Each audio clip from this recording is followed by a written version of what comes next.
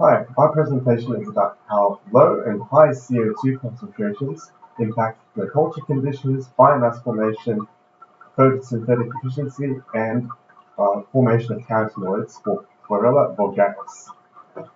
Here we predict that increased CO2 would decrease pH and photosynthetic efficiency, but would actually increase biomass and metabolite formation. Blah, blah, blah, blah, blah, blah.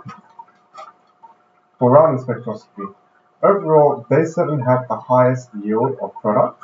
This includes carotenoids, where here we can see that the lower CO2 concentration produces higher amounts of carotenoids compared to 50K. And this follows literature which states that lower CO2 environments are more conducive to carotenoid formation. For lipid concentration, however, there's no difference between 500 to 50K ppm CO2, and this does not follow literature which states that a higher CO2 would actually mean more lipids being produced. As for further discussion, here we go. So, based on the results from Raman spectroscopy, we can conclude that if we want the best of both worlds, biomass and carotenoids, we need a two-stage cultivation system.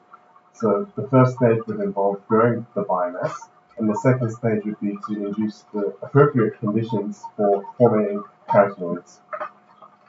Now, overall, the conclusion of the study follows literature, which states that the higher CO2 results in higher biomass production, so it reduced photosynthetic efficiency and carotenoid formation.